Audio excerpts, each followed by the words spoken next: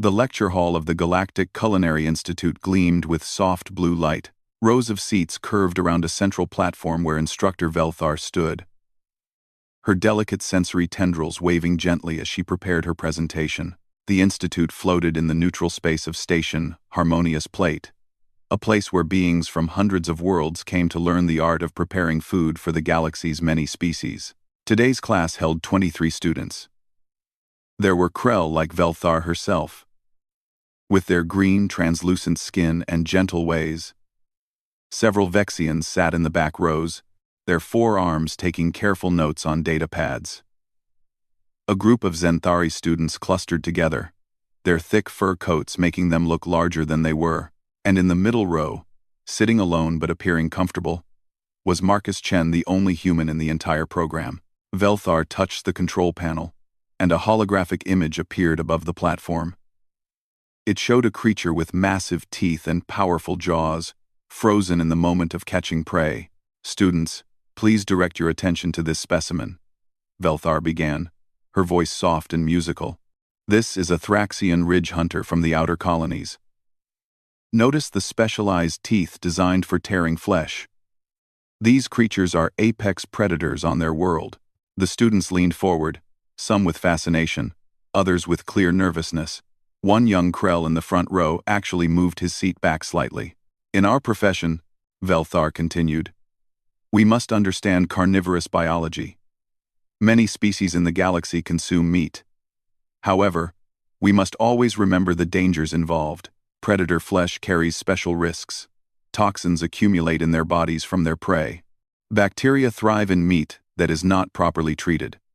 This is why we have strict protocols." She changed the image. Now it showed various creatures from different worlds, all with sharp teeth and hunting adaptations. A few students made sounds of discomfort. "These beings evolved to kill and consume other living things," Velthar explained. "While we respect all life forms, we must acknowledge that predator meat requires extensive processing before it becomes safe for consumption by civilized species. Heat treatment, chemical processing, enzymatic breakdown. These are not optional steps. They are necessary for survival." Marcus shifted in his seat, a small smile playing at the corners of his mouth. His classmate Rin, a Vexian with purple-tinted skin, noticed and whispered, "What is amusing?" "Human, Marcus?" "Nothing," Marcus whispered back. "Just remembering dinner last night." Velthar's tendrils focused in their direction, and both students fell silent. The instructor continued her presentation. "Now, let me show you one of the most dangerous predators from the human homeworld of Earth," Velthar said. She seemed unaware of any irony in her words. "This creature is called a great white shark. It grows up to 6 meters in length and possesses rows of serrated teeth. It hunts large prey in Earth's oceans." The hologram now displayed a massive shark, its mouth open, teeth gleaming. Several students gasped.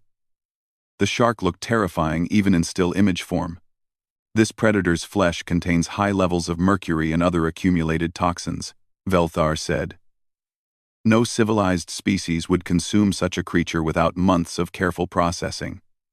Even then, only small amounts would be considered safe. The very thought of eating predator flesh in its natural state is—" Marcus's hand went up. Velthar paused, her tendrils curling with surprise. "Yes, Marcus Chen? Do you have a question?" "Not exactly a question, Instructor," Marcus said politely. "More of a clarification.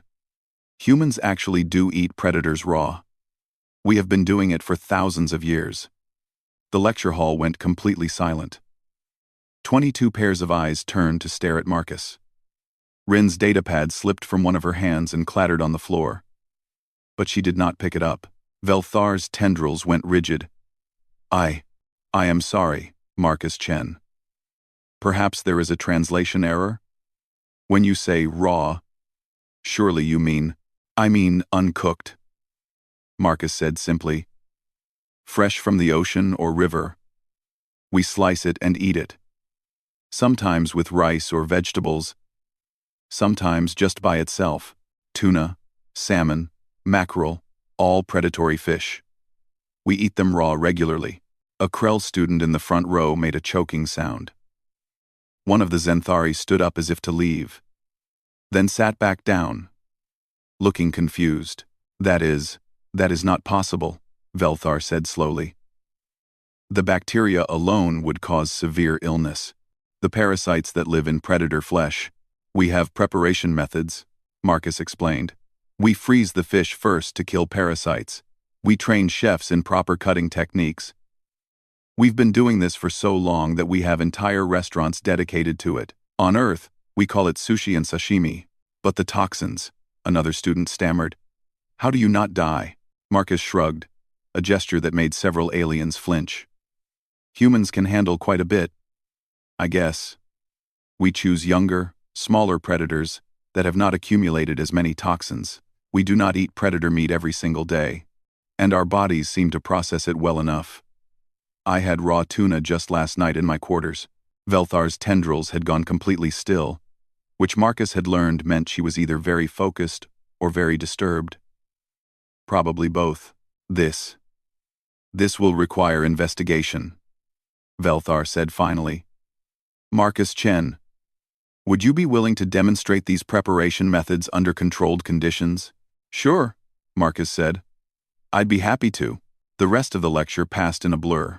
No one paid attention to Velthar's carefully prepared slides about protein structures and safe cooking temperatures. Everyone kept glancing at Marcus, the human who ate predators raw and somehow lived to talk about it. When class ended, students hurried out, speaking in excited whispers. Marcus gathered his things slowly, noticing how the others gave him a wider space than usual. Rin approached him cautiously. Marcus, are all humans like you? Like me, how? So, brave? Or, perhaps, reckless? Marcus laughed. We're just hungry, Rin. Just hungry. 3 days after Marcus's announcement in class, the demonstration was scheduled. The news had spread through Station Harmonious Plate like wildfire. A human was going to prepare and consume raw predator flesh in front of witnesses. Some called it educational. Others called it madness. The Institute's demonstration kitchen had been modified for safety. Medical personnel stood ready in the adjacent room. Instructor Velthar had insisted on having 3 different species of doctors present, just in case Marcus suffered some delayed reaction that only his species would recognize. The kitchen itself had been fitted with additional ventilation systems and quarantine fields. Marcus found all the precautions slightly amusing but understood them. To these beings, what he was about to do seemed as dangerous as juggling live explosives. The audience section held 40 beings, instead of the usual 23 from his class. Word had spread, and faculty members had asked to observe. Even Director Com, the station's administrator, sat in the back row with his 6 eyes focused intently on the kitchen area. Marcus stood at the preparation counter, wearing the standard white chef's coat of the Institute. Before him, arranged on ice, were several fish he had kept in stasis since leaving Earth. He had planned for this moment, knowing that someday he would need to explain human food culture to his alien classmates. Good morning, everyone, Marcus began, his voice calm and friendly. Thank you for coming. Today I am going to prepare a traditional Earth meal called sushi. The word means sour rice in one of our languages, but most people know it as the art of preparing raw fish. He gestured to the fish before him. These are tuna, salmon, and yellowfin. All 3 are predatory species from Earth's oceans. They hunt smaller fish, squid, and other marine life. In the wild, they are fast, powerful, and efficient hunters. A Krell student raised a trembling hand. And you truly eat these without cooking them? Without cooking them, Marcus confirmed. He picked up a knife. And several beings in the front row leaned back. This is a special blade we call a sashimi knife. It is very sharp and designed for one purpose: making clean cuts through fish flesh. Velthar's tendrils coiled nervously. Marcus Chen, perhaps you should explain the safety protocols first? Before you begin cutting? Good idea, Marcus agreed. He set down the knife. First, these fish have been frozen for 7 days at -20 degrees standard temperature. This kills any parasites that might be living in the flesh. Second, I will only use fish from clean ocean waters, tested for contamination. Third, I have trained for years in proper handling techniques to avoid bacteria transfer. He paused, looking around the room. On Earth, chefs study for many years to prepare this food correctly.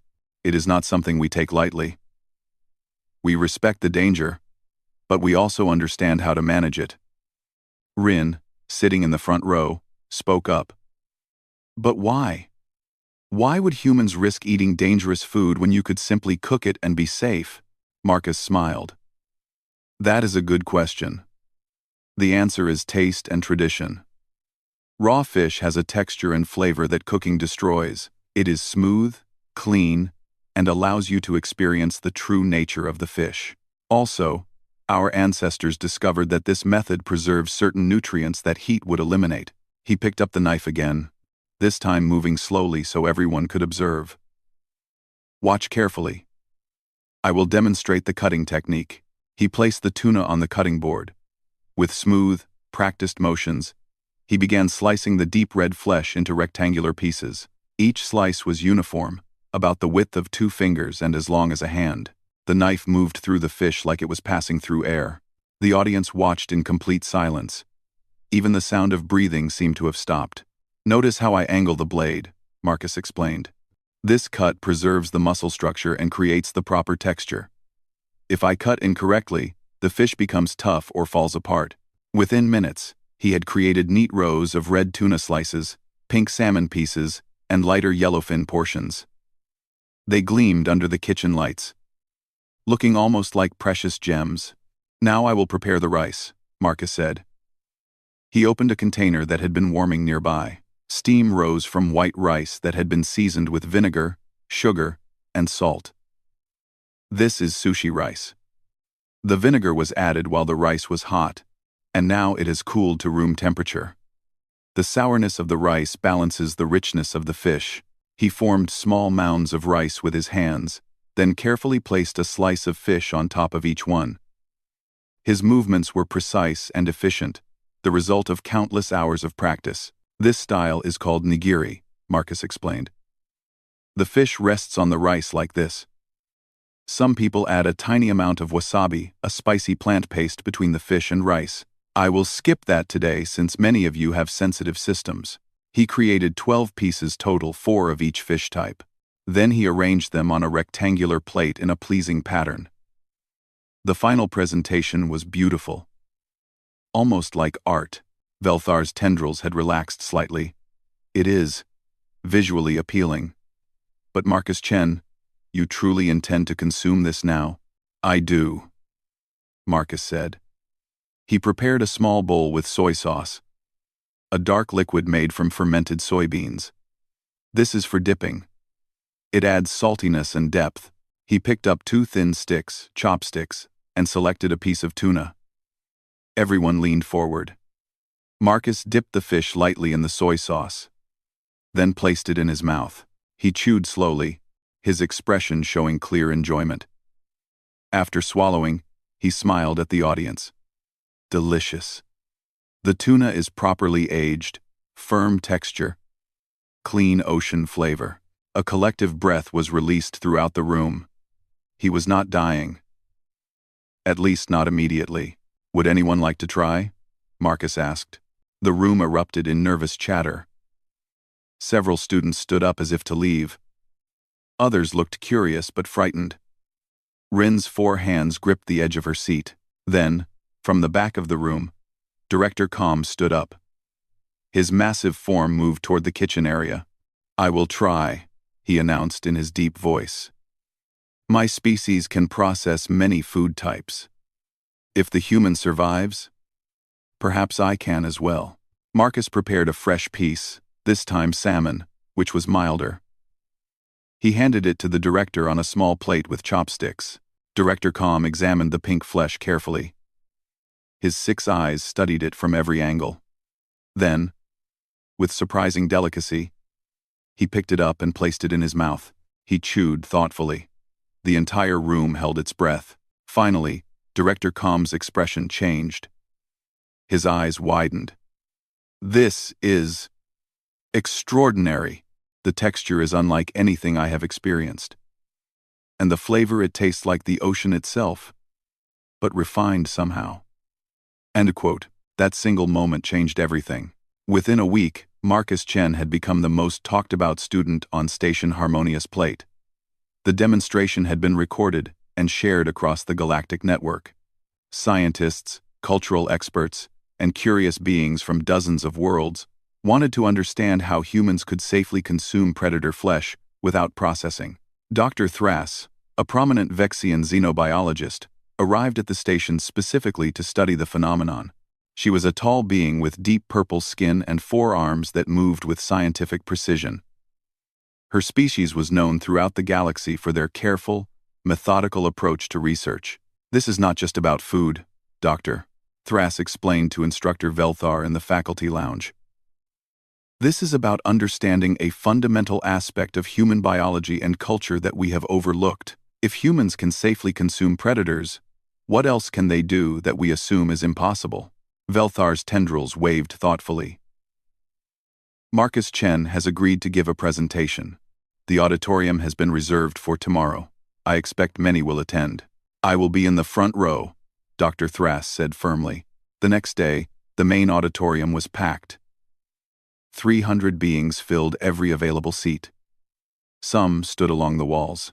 The crowd included students, faculty, visiting scientists, and even a few diplomats who happened to be passing through the station. Everyone wanted to hear the human explain his species' strange relationship with dangerous food. Marcus stood on the stage, a large holographic display behind him. He wore his chef's coat again, which had become something of a trademark. Despite the enormous crowd, he appeared relaxed and comfortable. Thank you all for coming, Marcus began. Today I want to help you understand not just what humans eat, but why we eat the way we do. To do that, I need to explain where humans fit in Earth's natural order. The holographic display showed an image of Earth, the blue and green planet rotating slowly. Then it zoomed in to show forests, oceans, and plains filled with countless creatures. Earth is a world of incredible diversity, Marcus explained. Millions of species evolved together over billions of years. And humans, despite how we might look, are apex predators. A murmur ran through the audience. Marcus smiled and continued. I know this is surprising. We have no claws, no fangs, no venom or natural armor. We are not particularly fast or strong compared to other predators on our world, but we have intelligence, endurance, and the ability to use tools. These advantages placed us at the top of the food chain. The display now showed ancient humans hunting large animals across open plains. Our ancestors hunted creatures many times their size. They tracked prey for days, using their intelligence to predict behavior and their endurance to outlast faster animals. Eventually, the prey would tire, and humans would strike. Dr. Thras raised one of her 4 hands. But this still does not explain the raw consumption. Surely cooking would have made the food safer. Absolutely correct, Marcus agreed. And humans do cook most of our food. Fire was one of our greatest discoveries. But here is the interesting part: we never stopped eating some things raw. Even after we learned to cook, we continued to consume certain foods in their natural state. He changed the display to show various raw dishes from Earth: sushi, oysters, fresh fruits, salads, and more. Humans are omnivores. We eat both plants and animals. This means we understand both worlds: the world of predators and the world of prey. We hunt, but we also gather. We kill, but we also grow. This gives us a unique perspective. A Zenthari scholar in the middle section stood up. You say you understand both worlds. Can you explain this more clearly? Marcus nodded. Of course. Let me give you an example. Humans raise animals for food. We call this farming or ranching. We care for these animals, protect them from danger, give them food and shelter. Then, when they reach maturity, we slaughter them for meat. To some species, this seems contradictory. How can we care for something and then kill it? The audience was completely silent, listening intently. The answer is respect and gratitude, Marcus said quietly. Humans developed cultures that honor the animals they consume. We thank them for their sacrifice. We use every part of the animal, wasting nothing. We created rules about treating farm animals well during their lives. This might seem strange, but it comes from understanding both sides. We are the predators, but we remember what it means to be vulnerable. He brought up images of traditional fishing villages, hunting communities, and farming families. Many human cultures developed ceremonies around food. Before eating, we might say prayers or words of thanks. We acknowledge that another living thing died so we could survive. This awareness, this connection to our food is important to human psychology. Dr. Thras was taking rapid notes on her data pad. Several other scientists in the audience were doing the same.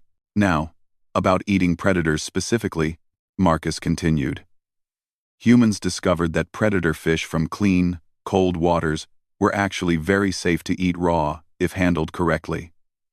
The flesh is firm, clean, and contains healthy oils. We learned which species were safest, what time of year to catch them, and how to prepare them properly. The display showed the process step by step: catching fish, bleeding them immediately, storing them on ice, freezing to kill parasites, and finally the careful cutting and presentation. But we do not just eat raw fish, Marcus added. We also eat raw beef, called carpaccio, or steak tartare. We eat raw shellfish like oysters and clams, which filter ocean water through their bodies. We eat ceviche, where raw fish is cooked by acid from citrus juice. We even eat fermented fish that has been aged for months. A collective sound of discomfort rippled through the audience at the mention of fermented fish. Marcus laughed good-naturedly. I know it sounds extreme, but here is what I want you to understand. Every culture in the galaxy has foods that seem strange or dangerous to outsiders. The difference is that humans are curious and adaptable. We try things, we experiment, sometimes we get sick, and we learn from that. But we keep exploring because we want to understand the full range of what is possible. He paused, looking around the auditorium. Humans eating raw predators is not about being reckless or brave. It is about knowledge, tradition, and respect for food. We know the risks, and we manage them carefully. This same approach, understanding danger but not being controlled by fear, is how humans became successful in diplomacy, exploration, and cooperation with other species. Dr. Thras stood up, her forearms gesturing with excitement. This is remarkable. You are saying that human food culture reflects your entire philosophy of existence, balanced between caution and curiosity, between respect and consumption. Exactly, Marcus said, smiling broadly. You understand perfectly. The auditorium erupted in discussion. Beings turned to their neighbors, debating and analyzing what they had heard. Instructor Velthar's tendrils waved in patterns that Marcus had learned, indicated deep thought. In that moment, Marcus realized that he was not just teaching his classmates about food. He was building a bridge between humans and the wider galaxy.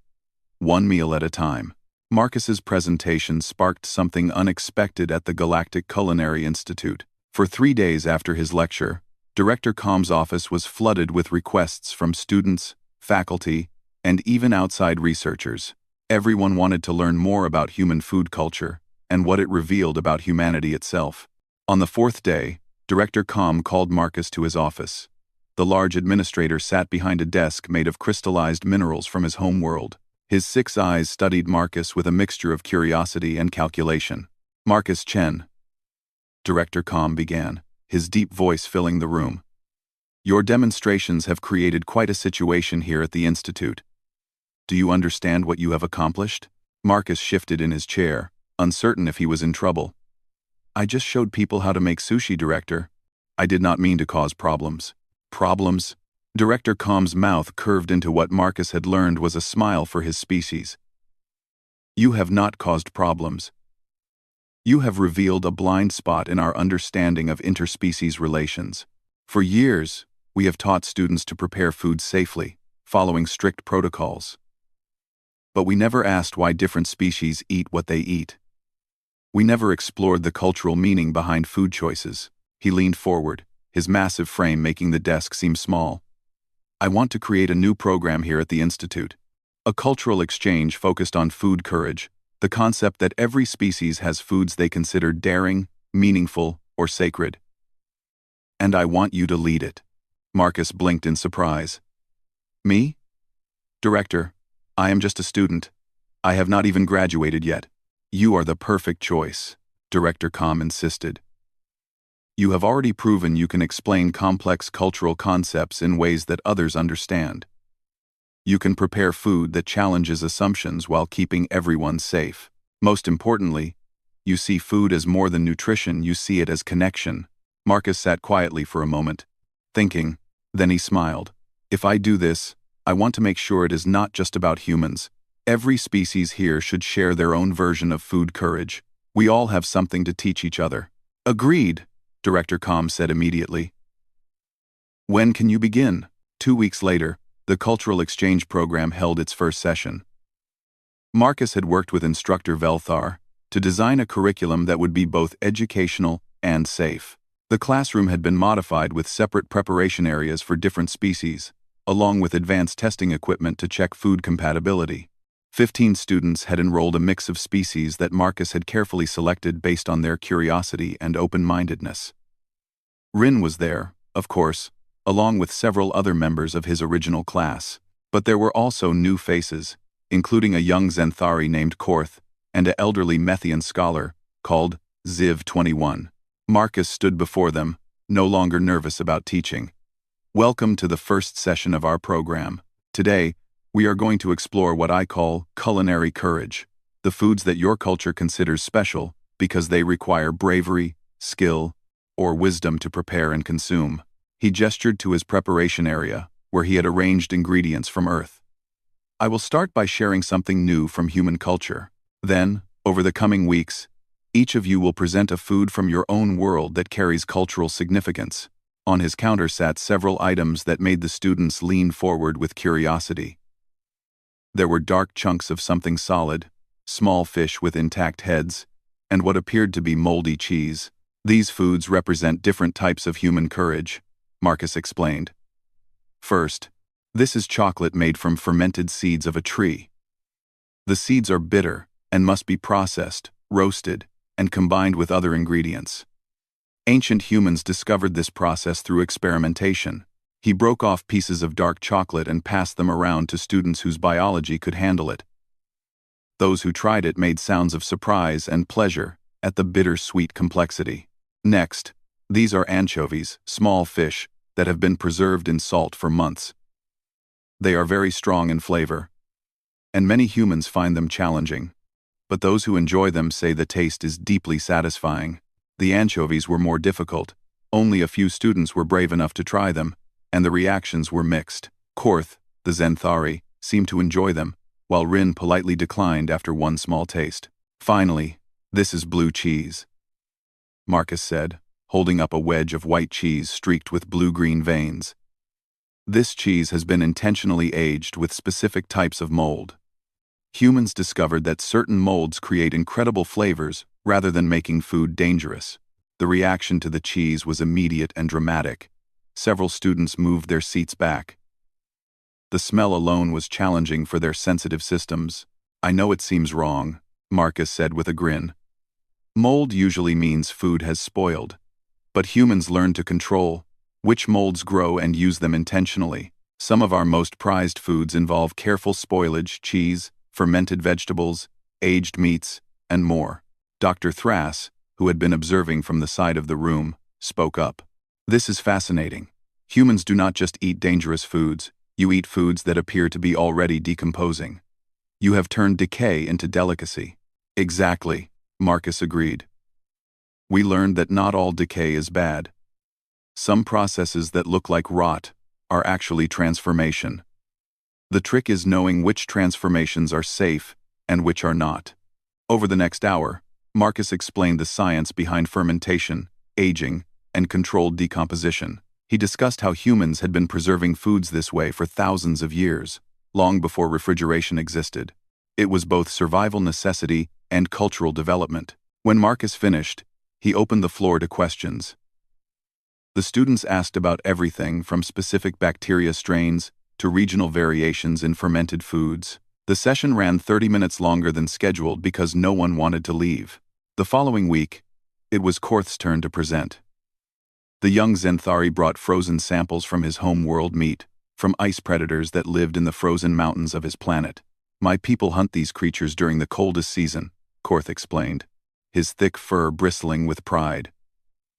The hunt requires teams of 12 hunters and takes many days. The meat must be prepared immediately after the kill, while the body is still frozen, and eaten raw within hours.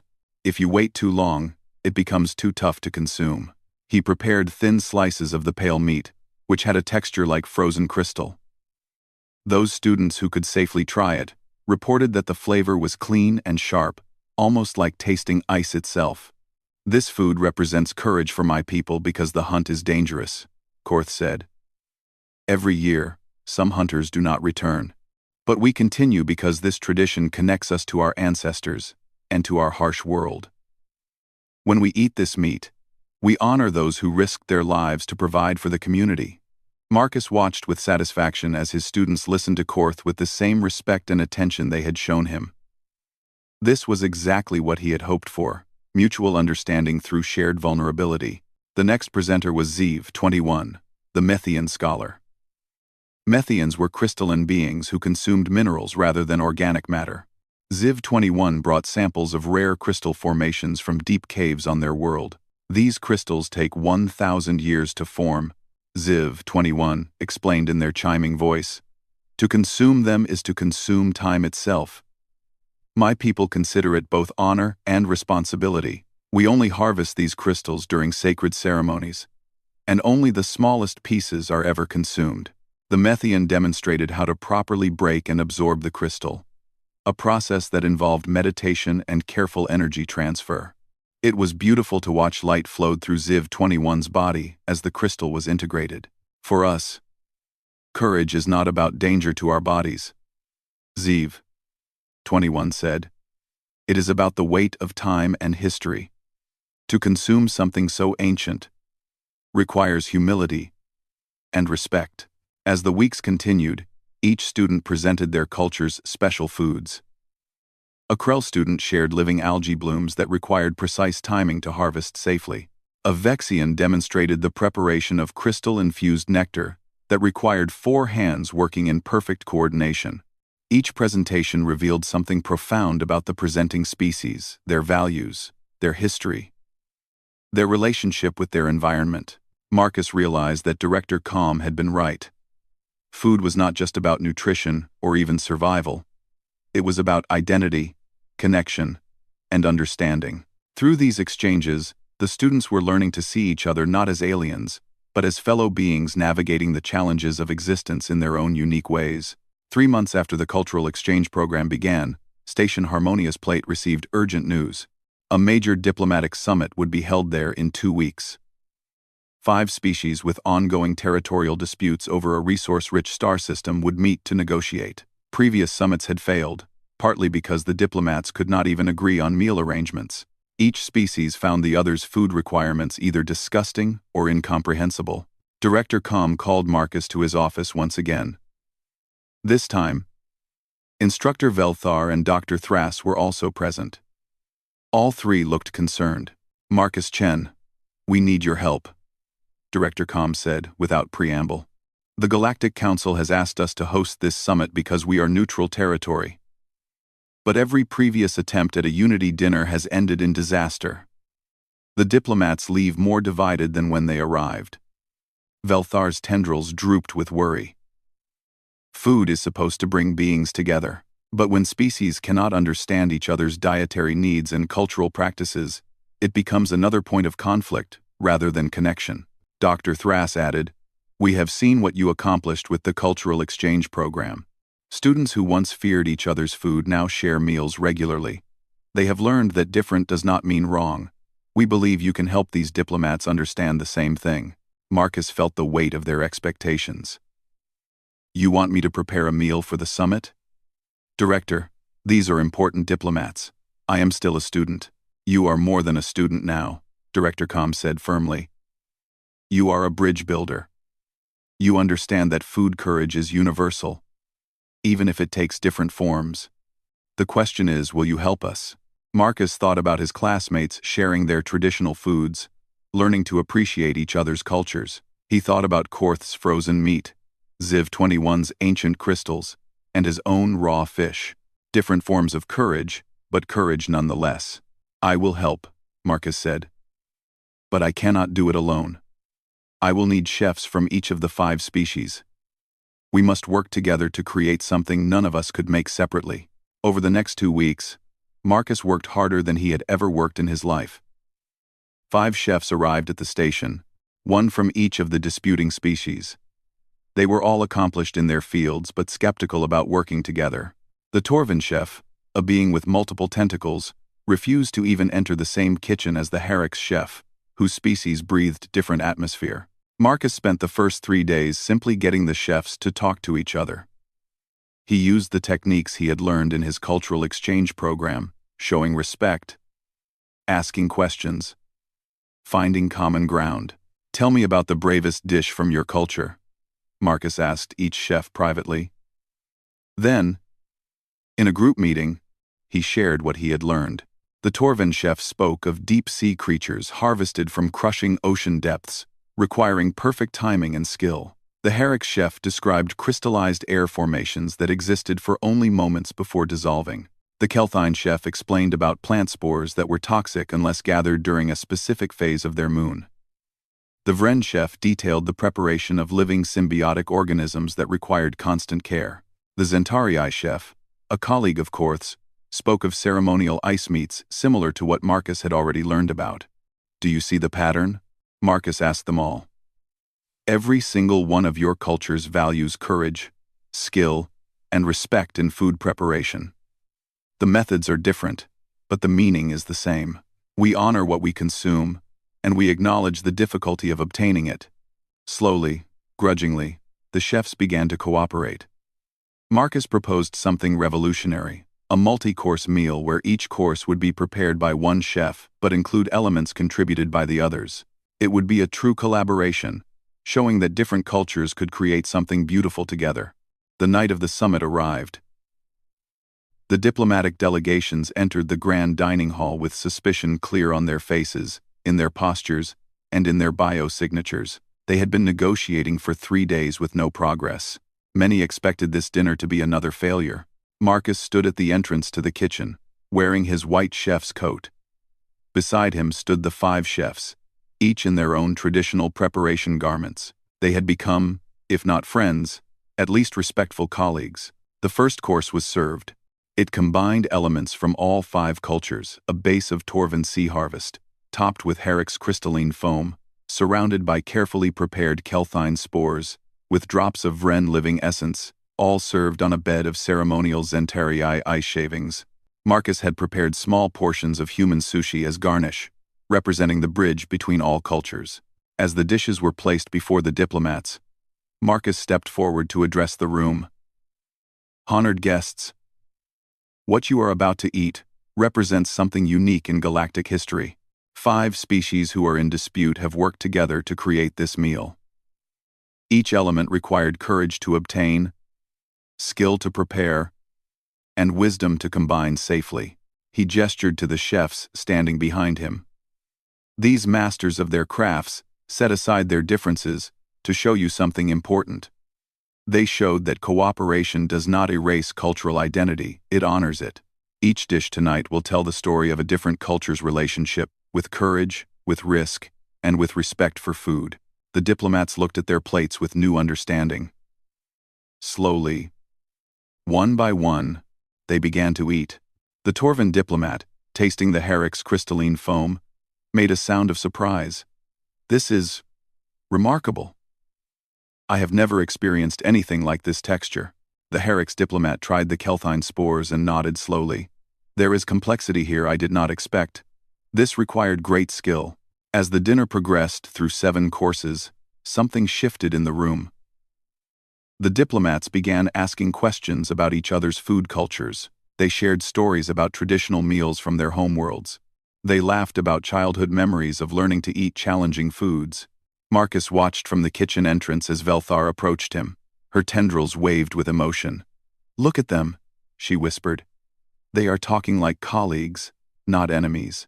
By the final course, a dessert that combined sweet elements from all 6 cultures, including human chocolate, the diplomats were debating not territories, but recipes.